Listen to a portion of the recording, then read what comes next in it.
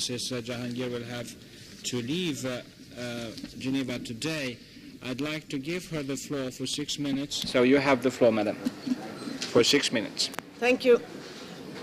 Mr. Chairperson, distinguished delegates, ladies and gentlemen, thank you for this opportunity to address you today in the framework of the assessment of my mandate. The mandate, which was initially entitled Special Rapporteur on Religious Intolerance, was created in 1986.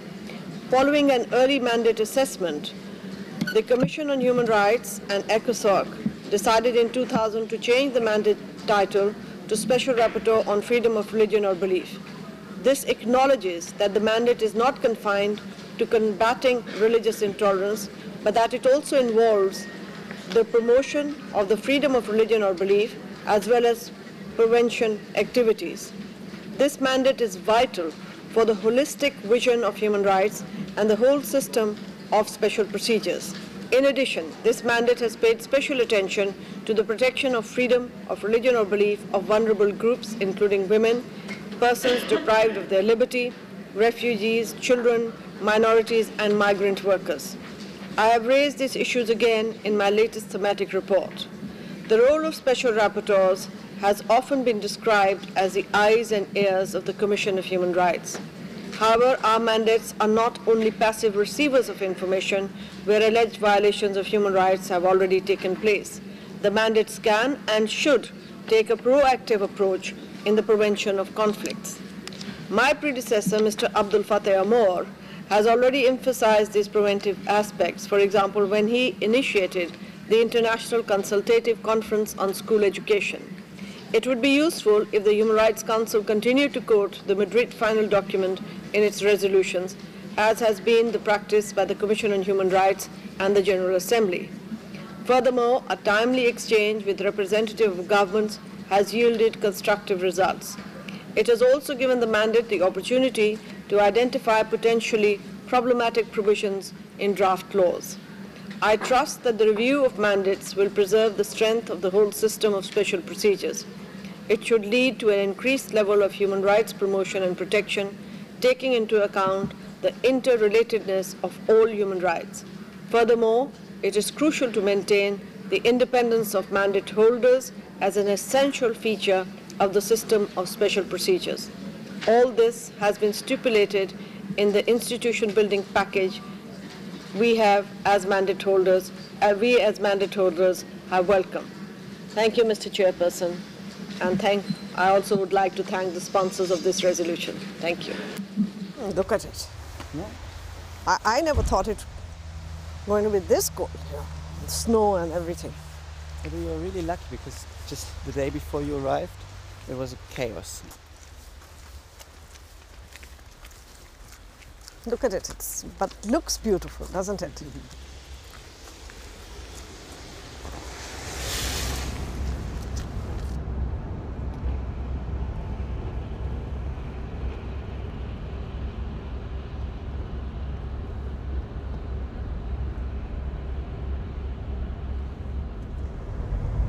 I have an association with Germany because many years ago, 1995, I defended 3 Christians who were accused of blasphemy, and amongst them was a 14-year-old boy, Salamat Masih. He was first convicted of capital punishment, and I really felt that there was something wrong. I had not done the case well, or what had happened. But then I did go into appeal to find out that it was nothing wrong with the case. There was just too much pressure, too much prejudice. And in the appellate court, the top-notch lawyers of Pakistan appeared and actually pleaded for acquittal of this boy, and he was finally acquitted. And he is in Germany since then. must be a grown-up man now, and I believe that he knows German very well, working hard. So he's now your citizen. And have you seen him again? I have not ever dared to see him again because I don't want his identity to be disclosed. I mean, this is a case which the extremists have never forgotten. They came to kill me for it. They killed the judge who acquitted him. And since we saved that precious life, we don't want to put it in jeopardy.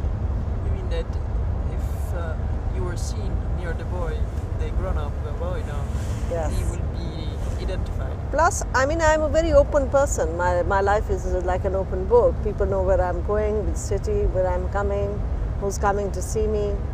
And I don't want that disclosure. I get news, he's fine, he's doing well.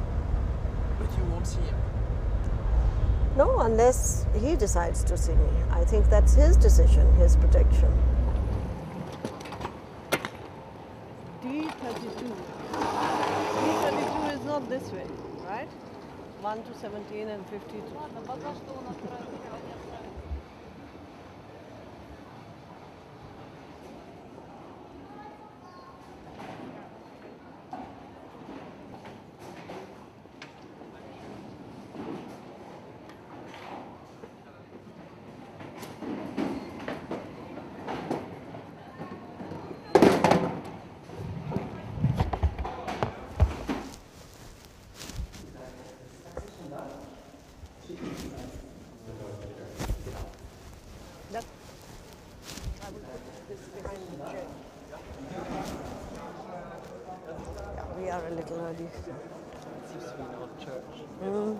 I would invite you now, Asma, to come forward, and I think we all are looking forward to what you have to say.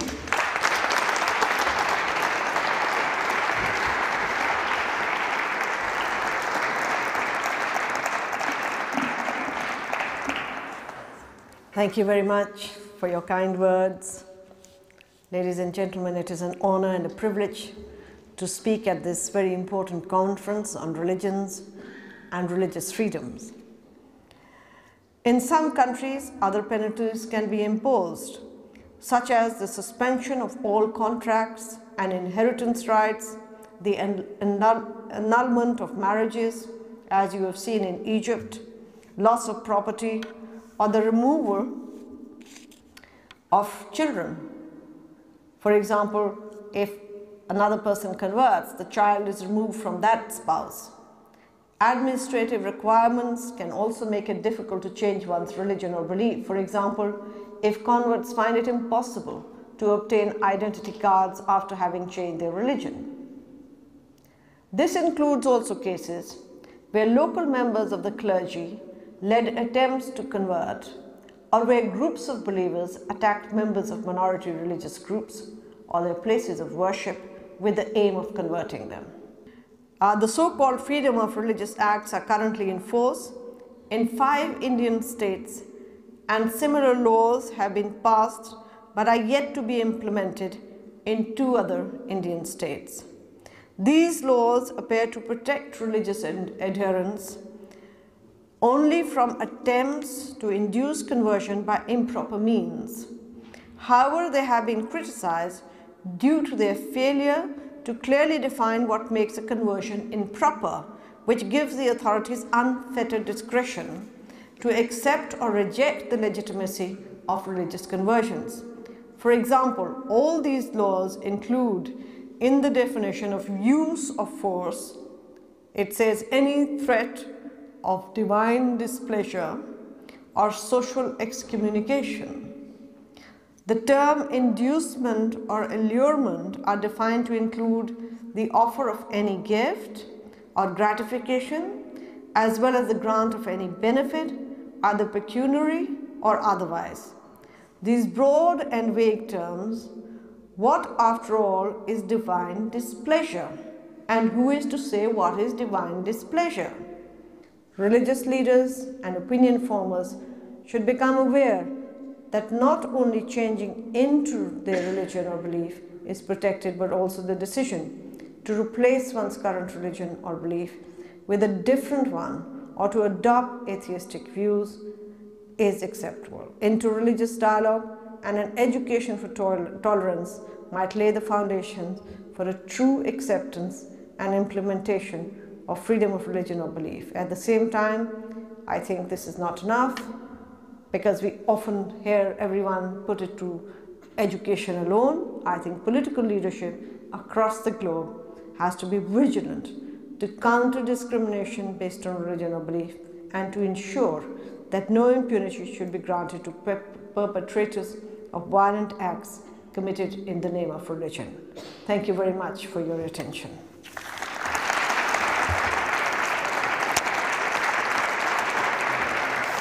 Well, let me say that we have received allegations, very serious ones, about students being accused of blasphemy. And the information that we have received is that they were simply accused because they were not Muslims as such. And therefore, it was a conclusion that if anybody had committed blasphemy, it can only be them. It is in our notice, and as you know, that when things come to our notice, we do take action on it. Some people are speaking about what's happening today of a concept called Islamophobia. What do you think about this concept? You know, it's very difficult to explain this concept because my mandate is a human rights mandate. It's not a mandate on sociology or theology.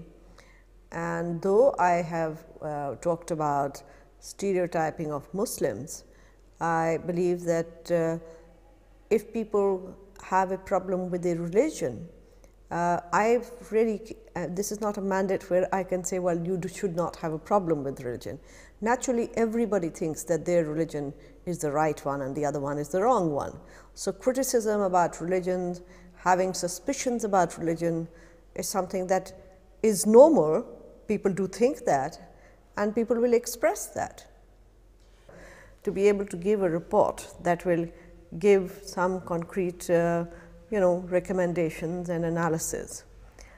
So there are many countries that we have asked, for example, China, Russian Federation, Indonesia, Iran, and Iran has a standing invitation, and several other countries across the globe.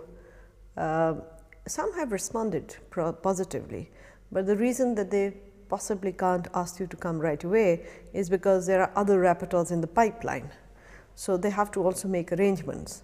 So it's not that anybody's turned around and said, no, sorry, you can't come. It's a question of not responding timely manner, not responding, or responding at a time when a particular issue that we are looking at has passed. But I mean, I'm happy to take one earlier because I'm a bit nervous about that airport.